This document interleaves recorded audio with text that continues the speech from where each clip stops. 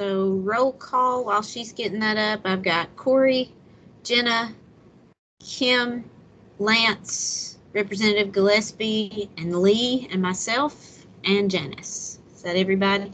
Yeah. Hopefully Nancy will hop back in because we had her and lost her. So. Yes. All right. Welcome. I hope everyone had a great holiday. I hope it was restful and all the way around wonderful. So it's good to see you. I'll start back with our preamble, so just bear with me. Our conversations on this topic are not intended to reflect on the current BEP funding formula. The current BEP funding formula will remain in place until a new funding formula is recommended to and approved by the Tennessee General Assembly. The public is encouraged to submit comments in writing to ensure that all communications are thoroughly documented and can be reviewed and considered in the future. Public comment is encouraged to focus on developing a new funding formula rather than revising the current funding formula. Consider what should be funded in a new funding formula and at what level. Subcommittees will be responsible for reviewing public comment and making recommendations for what should be included in the new funding formula. While all committees, subcommittees, and members of the public should feel free to communicate openly, documents and records may be subject to public inspection pursuant to the Tennessee Public Records Act and may be publicly posted for otherwise made available. All recommendations that are submitted by committees and subcommittees will be reviewed and considered, but not all recommendations will ultimately be included in the proposed new funding formula. So I'll kick us back over. We've had our roll call, and I don't see anyone else in the lobby. So we'll just dive right in. Vera, I will kick it over to you to kick us off further. So it feels like it's been a long time since we met. Everybody's been in holiday mode, but just to kind of recap, last meeting we kind of hammered out several things for our base and got a pretty good list of those things that we think are must-haves, including a nurse, counselors, SRO officers, RTI teachers. We talked about assistant principals at all school. And I had not thought until we met with the commissioner last week, but I think there's something that we need to add for the sake of the record, and that is a principal at every school. There are actually school districts that have schools that are not funded for a principal because of enrollment. So having a principal funded for every school, would everybody agree that that would be an item that we would probably want to go back and add? I guess we don't live in that land, therefore we don't think about that being an issue. So in thinking about our tasks for today, I think we need to go back and prioritize our base items and then work on ranking those weighted items as well. And if we have time, get into some of the direct and outcome items that we want for the record. Moving forward, meeting 5 will be all of the things that we submit to the record for meeting 4 will go in with all of those other committees' records, and a draft copy minus dollar amounts will be put out for public comment. I think there will be a week of time that will be open for public scrutiny, and a draft copy will then come to us to look at for final recommendations at meeting 5. So that's going to kind of hit pretty quickly because we meet again in a couple weeks, and at that meeting we will have that draft formula based on the feedback for us to look at and review. So I think today we probably kind of need to dive in and get some things ranked as far as what is, hey Nancy, I see Nancy back on, get things ranked in our must-have, good to have, or should have, nice to have, and long shot items. So I think diving into those things, maybe we could start, Janice, if you think best, by looking back at our base items and prioritizing those to start with. Sure. You want us to you want us to pull up version what we had last time? Sorry. If you can get to that, maybe. Yeah. I'm that visual gal, so that is helpful. I'm with you. Yep. So here's what we submitted, what you all surfaced in your last meeting and was submitted for recommendation. Is that large enough for you to see? That looks good.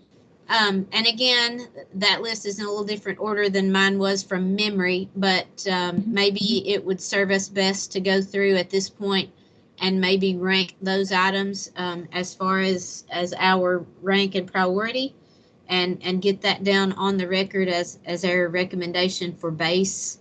Does anybody want to?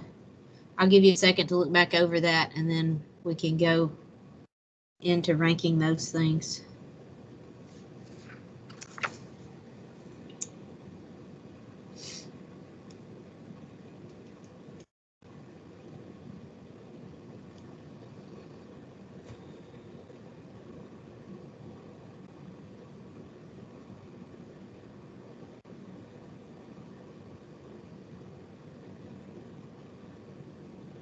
I'll start off with the Okay. initial conversation if you want.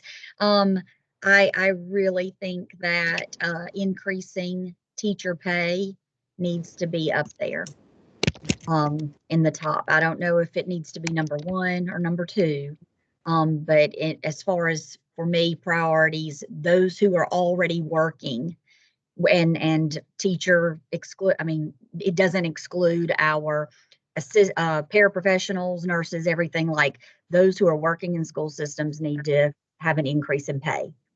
Is there anybody that would not agree that we want teacher pay to be priority 1? Is there anything that falls above that? And from my notes from our last meeting, it was proposed a $5,000 to $10,000 increase.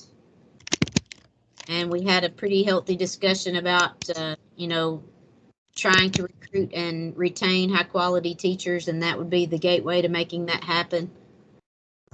So I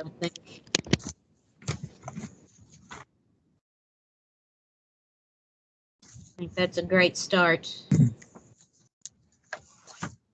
I feel like most of our conversation then would fall next to either nurses or counselors. Would we be in agreement that those items would be next? Can you hear me? Yes. Okay, I wasn't sure. I was having so much trouble with the Teams app. Since our last meeting, I was one big on nurses, and since our last meeting, my nurse hours have been cut to 15 hours per week. Wow. I really don't see how that's beneficial, to be honest. Although I don't want her cut to 0, but she went from 28 hours a week to 15 hours a week, and now, it just feels like, we're in quicksand with things like that. But, I also was one who said we don't have a counselor either. So both of those are real high on my priority list. But I think having a nurse is very detrimental to how your school day goes. I agree. So teacher pay, number 1, nurses in every school, number 2. Do we want to put there a full-time nurse at every school? Not 15 hours a week, because sickness doesn't happen on a time schedule. That's right. I would certainly propose that. We have to share our nurse with the high school at certain times of the day. So.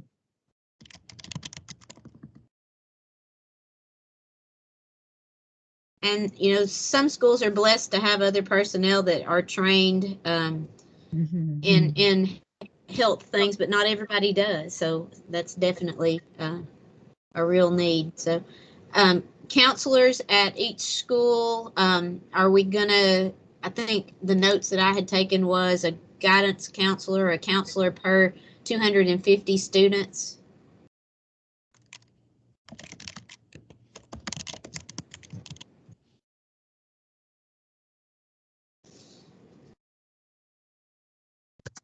Farrah, was that the national average? I mean, standard?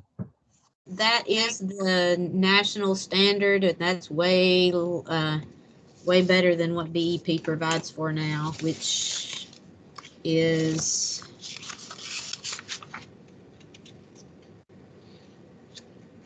it's now 1 to 500 and 1 to 350. 1 to 500 elementary, K6, and then 1 to 350, 712, including CTE. My opinion is definitely that it needs to be per student, because we do have one counselor for anywhere, depending on the year, 650 to 700 students, and that's not enough.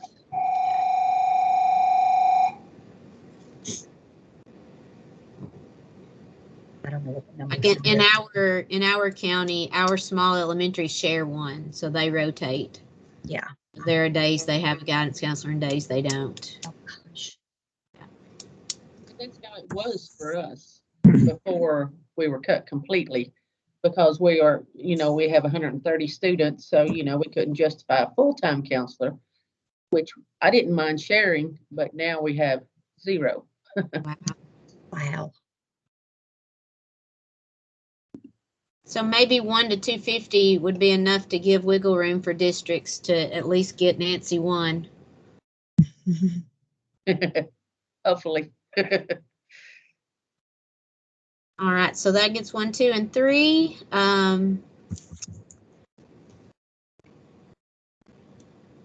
RTI, assistant principals, SROs, those were our other big ones.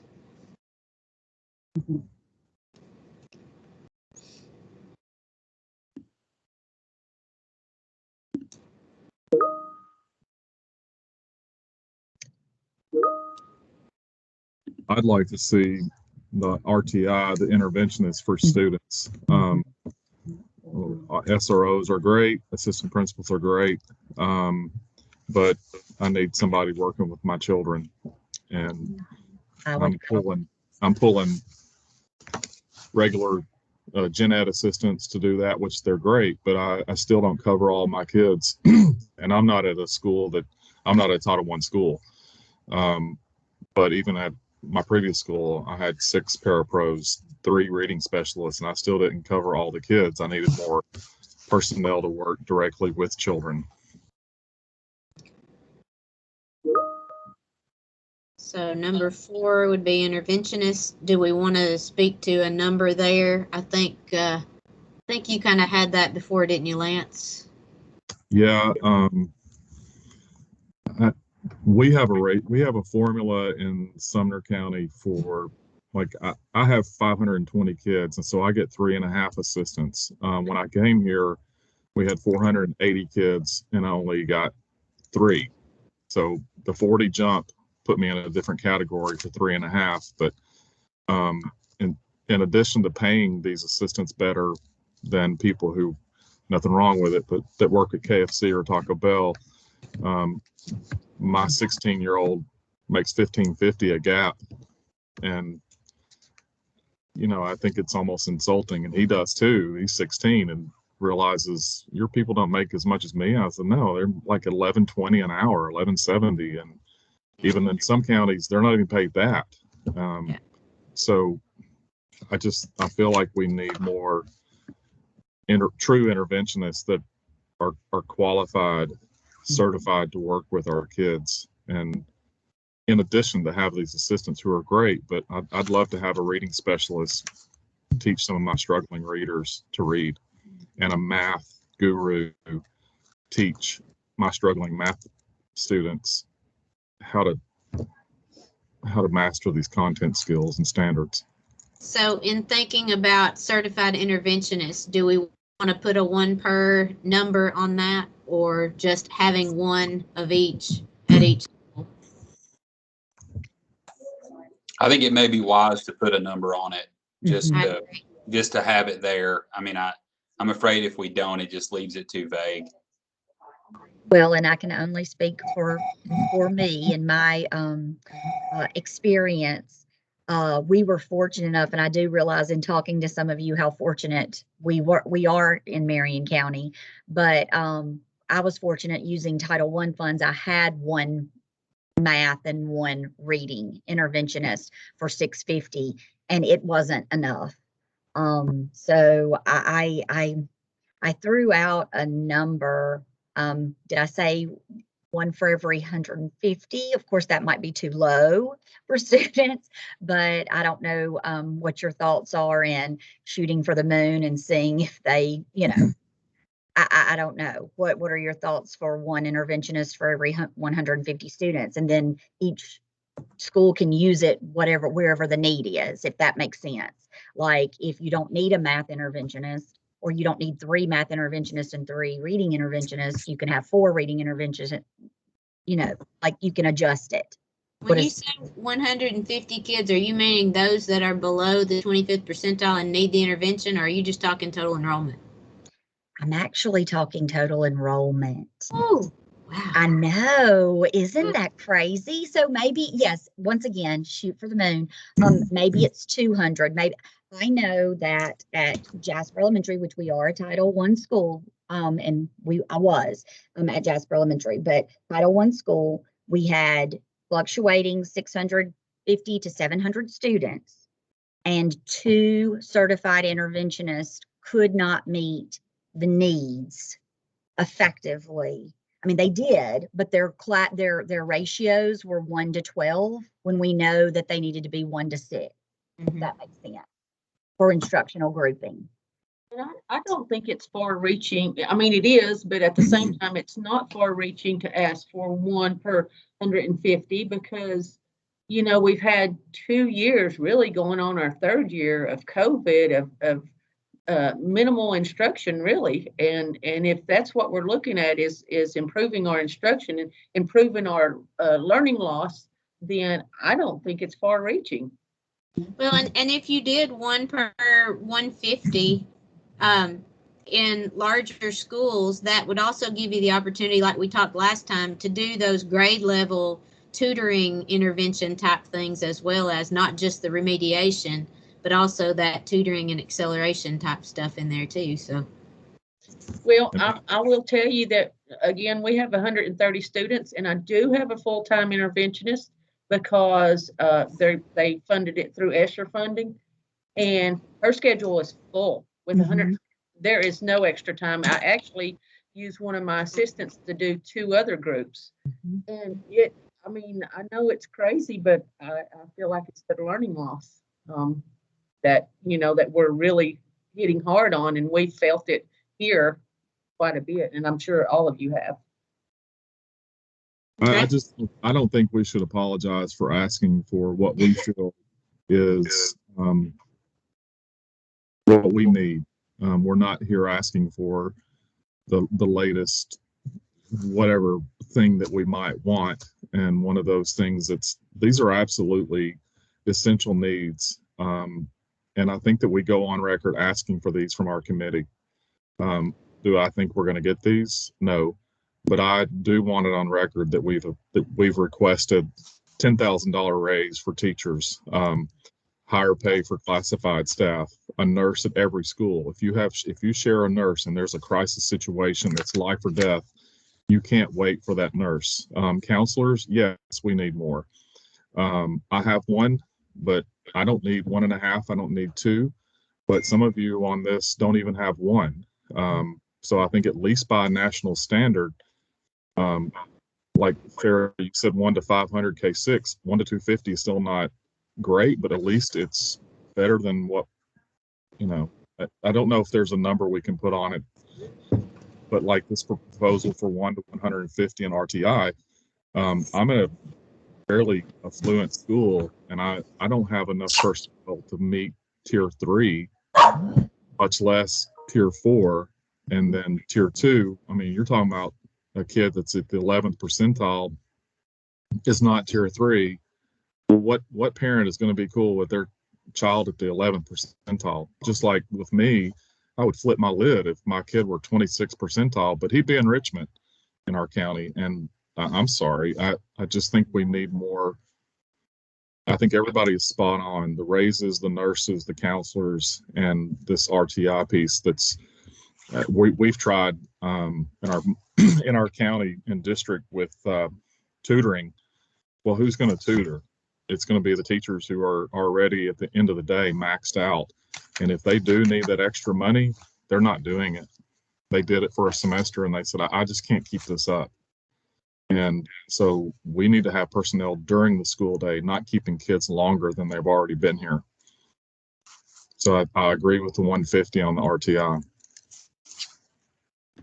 I think that's great. Janice and I had the conversation this morning. There's a lot of kids that we're not able to serve that I'm like you, 25th percentile would not be good enough. Right. That would give us an opportunity to get to all those folks. Okay. So,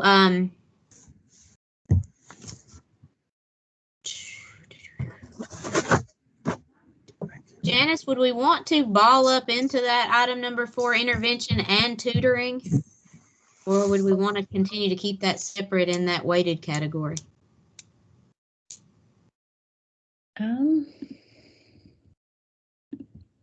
guess so you're asking, that way you're asking for more. you know, we can certainly just hang tight, put a pin in it, and come back to it. You know, do you want to move through the feedback summary and then come back and do kind of that consolidation of? Yeah, I think that'd be good. Okay. So we'll put a pin in that. All right. You've been thinking through those categories of must have, should have, nice to have, long shots. So we'll come into their feedback summary, thinking through each of these, the overall and then base. So we'll look at what the general overview and feedback has been. And there are some guiding questions that can help support that conversation.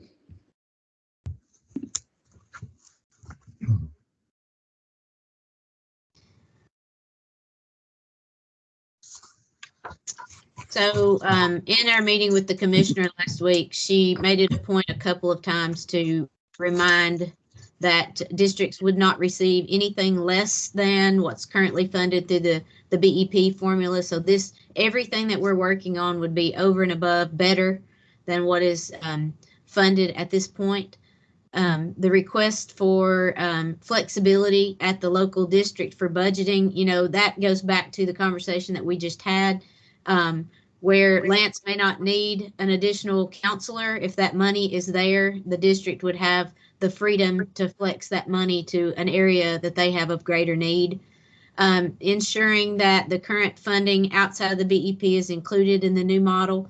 I talked with my director today, kind of just discussing some of those things that we fund locally and what would be over and above that would be needed. And then the local match would also need to be considered, and those meetings have been happening with city or county finance directors to look at what that maintenance of effort would look like, and it would be pushed out over a period of 5 years. So that local contribution change wouldn't happen for a 5-year period, which I think would probably be necessary. Once we see what a dollar amount is and think about what that local contribution would be.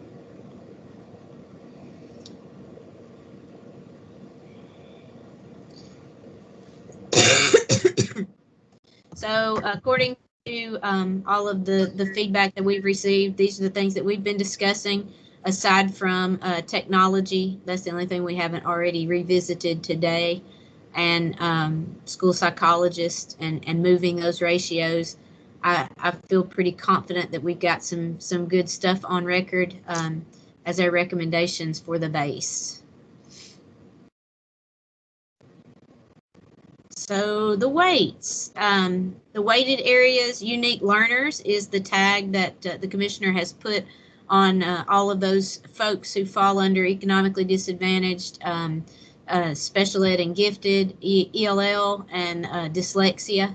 And then looking at what weight we want to give to rural and sparse areas and those areas that have charter enrollment in their districts also. I think it would, do we want to pause and look at that now, Janice, or go on through? Yeah. So in thinking about weights, I know what that looks like in my district, and I feel like that's going to look different in different places. When we're looking at assigning those weighted items, in my mind and in the district that I operate in currently, special ed would be priority 1, and then socioeconomically disadvantaged priority 2. That would have looked different in the district that I worked in previously. So I think this would be a good spot for us to pause and have some feedback from some different folks in different spots as to how we feel those weighted values need to look.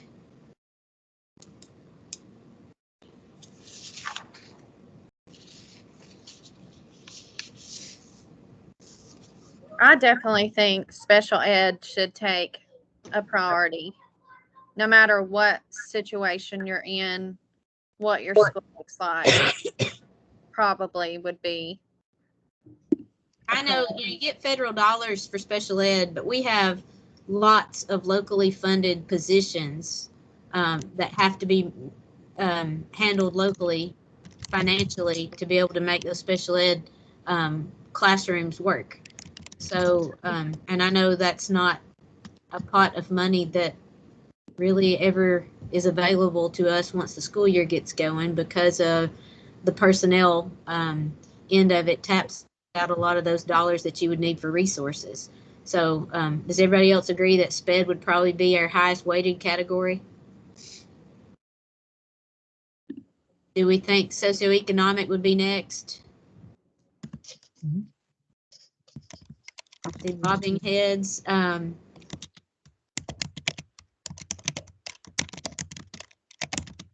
Most of your students hit more than one of these categories.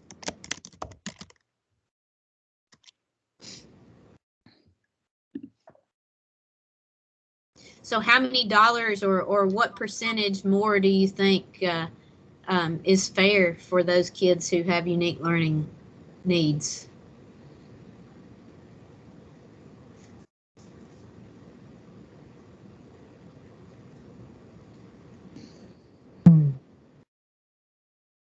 Would ESL be number 3 and then dyslexia 4?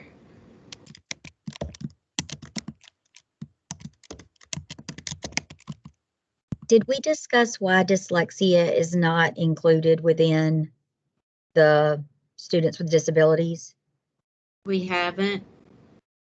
I mean, it's fine that it's separate. I just wondered why it was a separate entity. Because it kind of operates on its own within the structures of, it doesn't fall under, we don't diagnose that as a special ed. Janice, Okay. help me. I'm drowning in how to No, explain. you're fine. And yeah, you're fine. I just was curious. No, that's it. You've got it exactly right. That's just not how it's determined. Yeah, So thinking about rural areas and the difference in rural and sparse, I hadn't given a lot of thought to that, but that is a major issue for some areas. Transportation comes to mind first. There's a new director in Bledsoe County, and she had come from Shelby County, and one of her aha moments was, poor looks different. Socioeconomically disadvantaged looks different in an urban area than it does in a rural area. And so in those areas, that are sparse or rural, you got transportation issues, you've got services, in a town like Gainesboro where there's one doctor, getting people the services that they need, and taking care of all those things that would then snowball into an educational issue are real for those spots. So I think for me, that was just kind of a wake up moment that there might also be a layer in there of weight for those sparsely populated places on top of rural areas. I feel like we fall under both categories.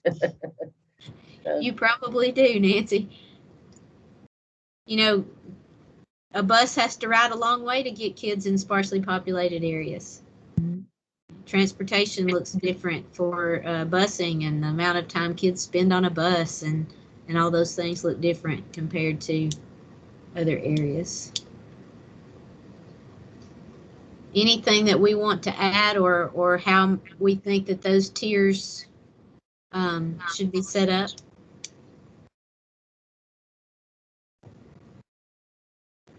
I really feel like the flow of what we're looking at is pretty good. It's just going to be to whoever has to assign those dollar values to how much incremental funding comes with each one of those categories. That's going to be the rough work.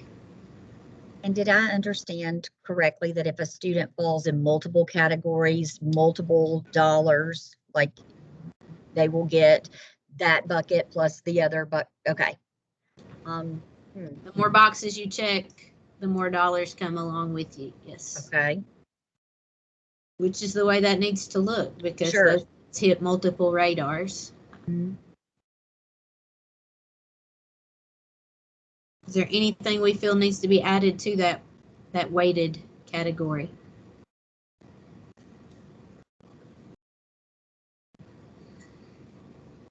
So Janice, do we want to look now at additional items?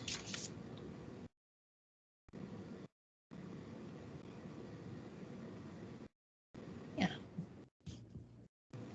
So, and we talked a little bit, but not at length at all, about the rest of these items. But looking at the possibility of prioritizing areas like middle school CTE, or STEAM and STEM programs, or tutoring, high-dose tutoring for 4th grade. And Janice and I discussed, and she taught me a lot this morning about 4th grade, because that's not the land I live in. But this kind of goes back to what we were discussing with intervention earlier. Do we want to look at making sure we have on record for some of these other additional funding items?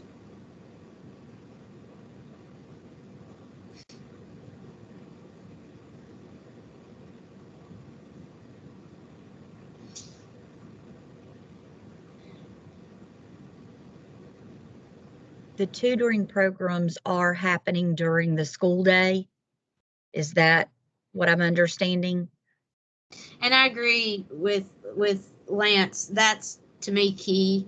You know, our teachers are working hard all day, and they're underpaid, as we've already discussed. To fund additional people to do that during the day, I think would be so much more beneficial than asking those folks and those children to stay after hours.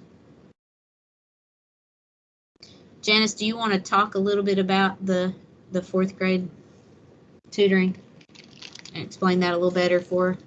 Yeah, are any involved with all core? That would be okay. I can actually just drop a link in, but it's referencing high dosage tutoring and the learning loss acceleration connection to chapter 1 for us. So as students are moving toward that 4th grade, and they're in the approaching category or not on track, we would be needing to provide either, retention or intervention methods. So acceleration could be, I can show you this here, all core. As students are moving into that 23-24 school year, chapter 1 requires a support. And at this point, that is not a funded category. So connecting to funding, that may be something we would want to have a direct funding support to assist as we are preparing students to catch up, that acceleration. So all core, if we're not familiar, I can drop that in the chat there, but it's like you were noting, it can be during the school day. It could be before, it could be after, but it's that high dosage. So it is a concentrated 2 to 3 times in a specific content, reading or math, and at a very low ratio. So to your point around personnel, to have that 1 to 3 is what research is showing. It really maximizes impact. So connecting to our resources to help mitigate some of our learning loss and ultimately accelerate learning. So connecting back to those standards. So it's not necessarily connected to your skills based, but really maximizing that what students need to help front load and connect to standards. So there's some resources here on all core if that was something you had not really been working with. a logistical question that may be off topic, but just trying to understand. Because we are having trouble finding teachers, like Affair was saying, staying after school and before school because of the burnout or just so, tired. Would certified employees be able to tutor and receive money during the school day if they decided to give up their planning? Like, does that make sense? Like, if that was a decision made, can they be also, can they utilize that funding during their planning time? Does that make sense? Because I know there's such thing as double dipping. Yeah. Yeah. But if you that makes can't find sense. anyone, how do you allocate those resources if you can't find the personnel? Right. Yeah, no, it's a great question, and for sure something that you can work through the funding Okay. side of that. Okay. Yep. Thank you.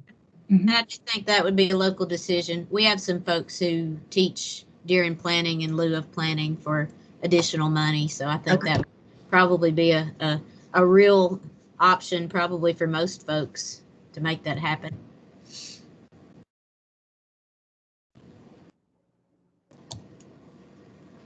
We do our all corp during intervention time. And so what that does is we had done tier 2, even though I know it's below 25%, but we had targeted students who were at the 50th percentile and below. And so we just kind of respread out the people that we already had, and we had to hire one person, an instructional assistant, to do that. And so everybody, it's like an all hands on deck. So at one time, everybody goes that's available to 2nd grade or to 4th grade. And so nobody's having to teach it during the plan. But I don't know how many people everybody has, so it may not work there.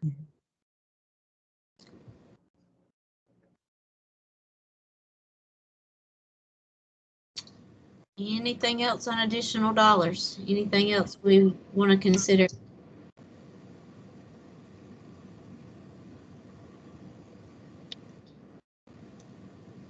Who are our high school folks? Lee, Corey, Yeah, I'm middle school. I knew I liked you. Anything additional in high school land that those of us who are elementary and middle wouldn't think of in those additional items?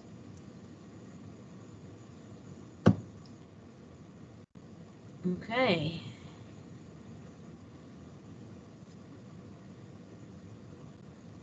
So the outcomes, which is the top of our little pyramid graphic, these are the items that would receive funding based on outcomes of whatever those programs are. The examples that continue to pop up are EPSOs, AP courses, industry certifications, work-based learning, reading proficiency, differentiated compensation support.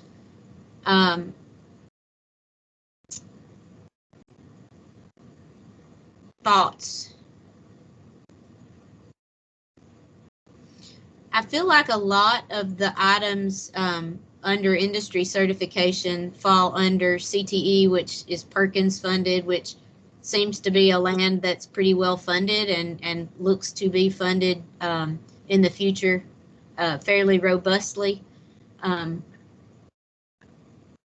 As far as early post-secondary and AP classes, talk to us on the high school end and tell us your thoughts on how we might want to put something down for those outcome-based items.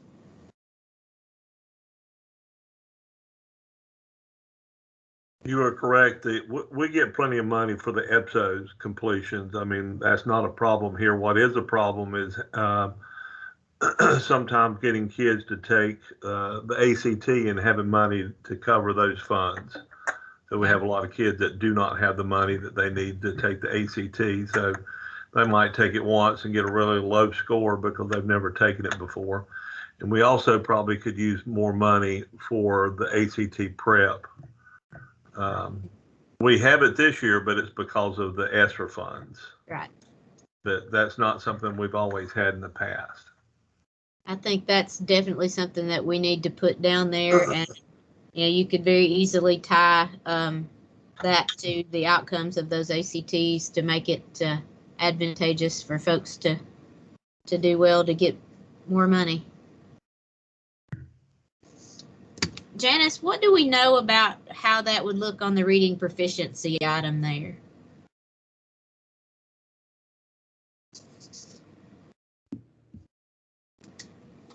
Right. Okay. So on our chair call, there was a little bit of information. The steering committee has really wanted, they would like for us to think through and multiple ideas on measurement. So just thinking about what for reading for literacy and outcomes, what that might look like. Not necessarily connected to universal screener. That's not intended for that high stakes outcome measure, but just thinking about for sure how it's important, it's emphasizing. So what might feel right, what type of measures could be utilized here. First, think about connecting with incentivizing those outcomes or, yep.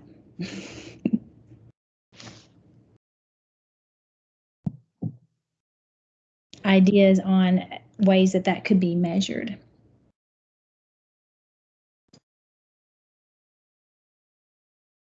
Is it all students, only students with historic gaps, or just thinking through some of the guiding questions there in each of those areas?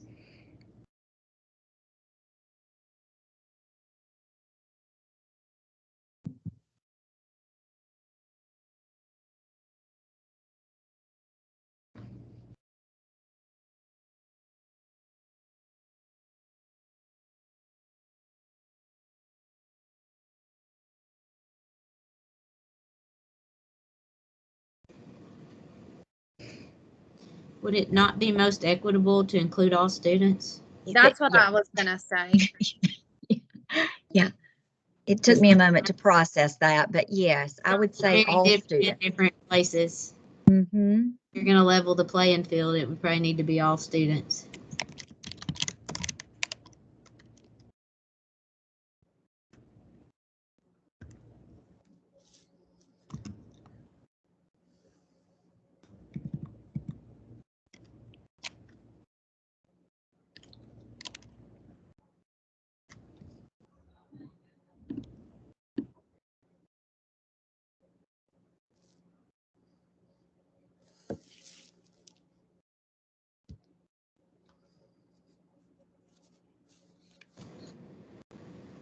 Okay, so our recommendation on outcomes was focused mainly on ACT fees and ACT prep. We feel that those EPSO and industry certification programs are fairly well covered as they are now and would not probably take a high priority. What about work-based learning? Lead, that pretty much falls under Perkins also, doesn't it?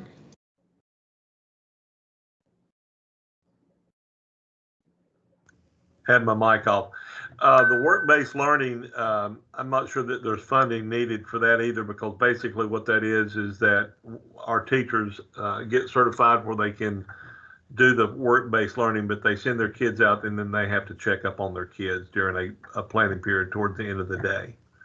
So, I mean, that would really fall under the Perkins funds, I would say. Is transportation an issue at all for those work-based learning kids? We don't provide transportation for any of ours. I mean, I wish we could, but that's. Would that be something we'd want to add there? Would that help? It would help. Possible. It could help.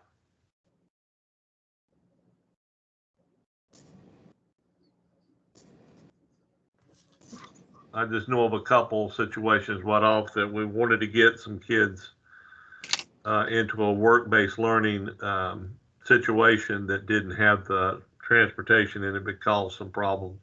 But for the most part, most of our kids that get into work-based learning have vehicles. I know I had one that came to our building this past semester that school van actually brought her over, which is easy because it's just really across the street, geographically simple for us. But I wondered if that might not impede some of the kids for work-based learning. Yeah. That wouldn't be a big cost, but if I think if the funding was out there, we would probably have more kids that would say they need it. Right True. now, I can only think of a couple of kids that could, we had some issues with. Gotcha. Okay. And I've got a lot of kids that do work-based learning.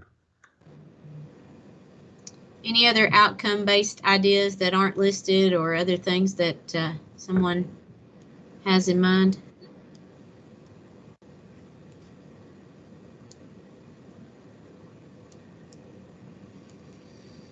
Okay.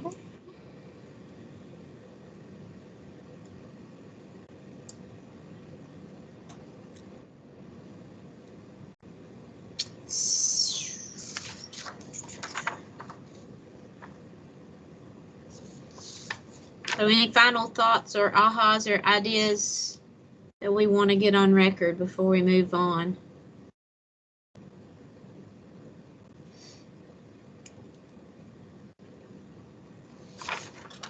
Okay, I can show what I captured, and we can move some things around if I put it in the wrong spot. So let's do that. We said we would circle back.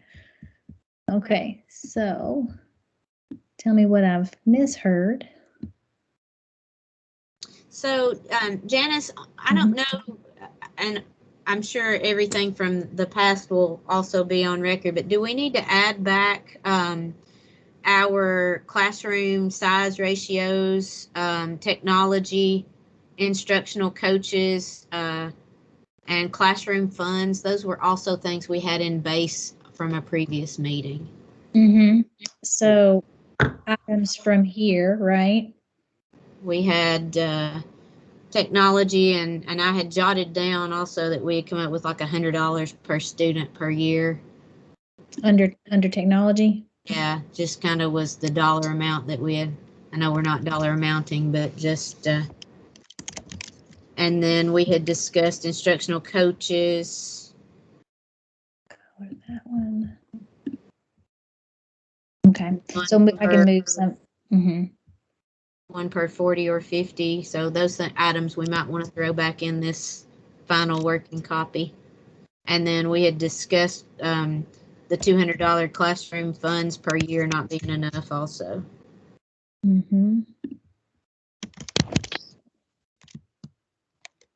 We didn't have an amount though, just more than.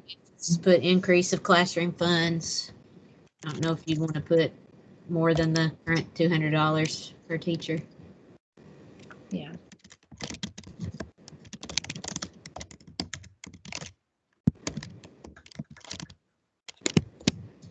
Okay, I can highlight that since it's added today.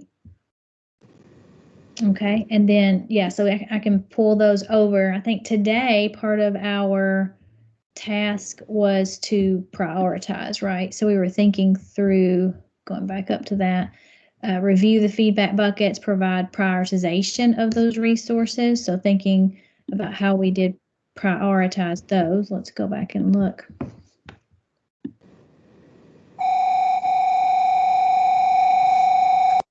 Can add those in. Would you put them below these current one? So this is 1 through 4, top priority. Mm-hmm. Okay.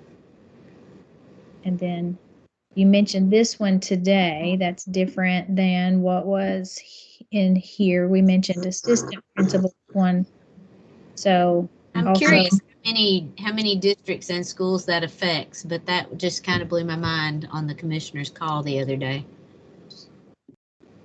mm-hmm.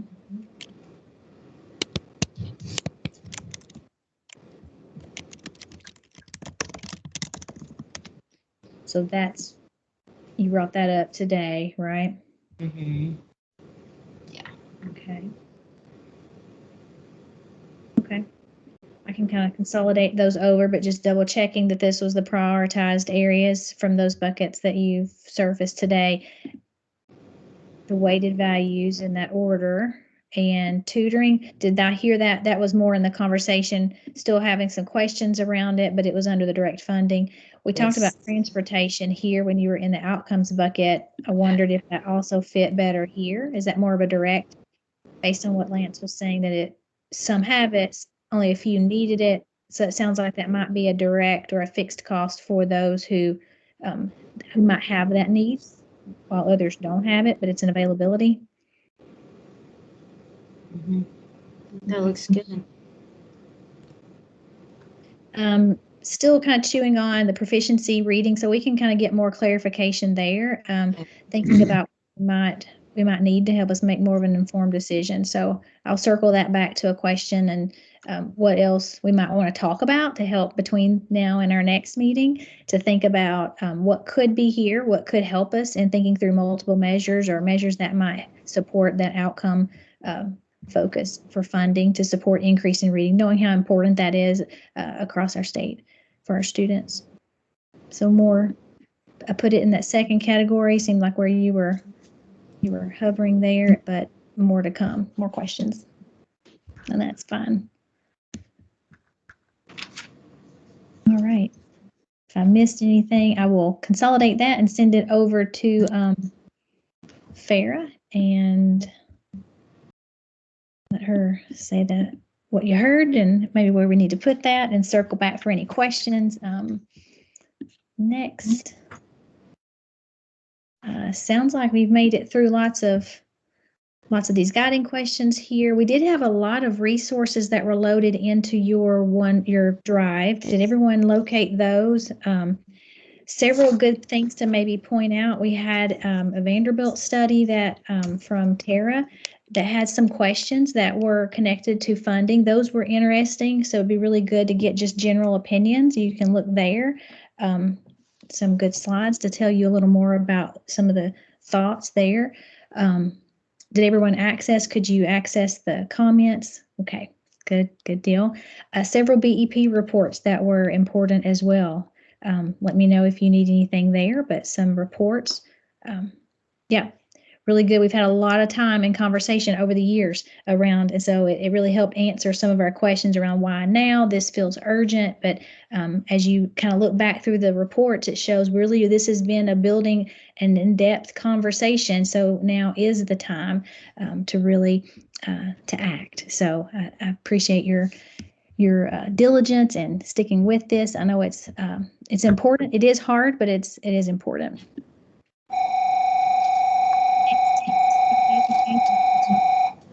Same time, same place.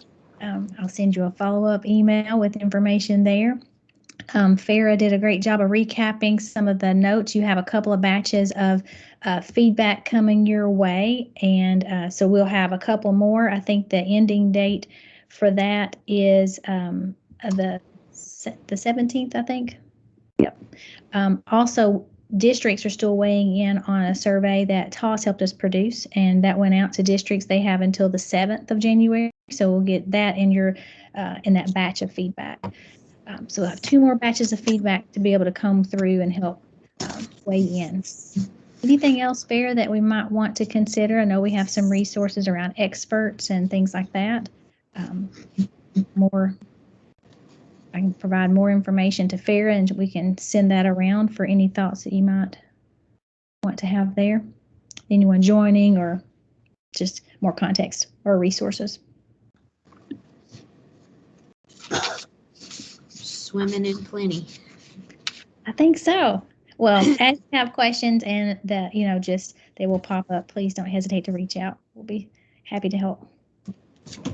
All right. Thank you, everyone, for your time and ideas. I think we're getting close, so hopefully we'll get some good information from that draft model, and we can have an opportunity to discuss that at our next meeting. Mm-hmm. All right. Everybody stay safe and healthy. Yes. Happy New Year. Thank you.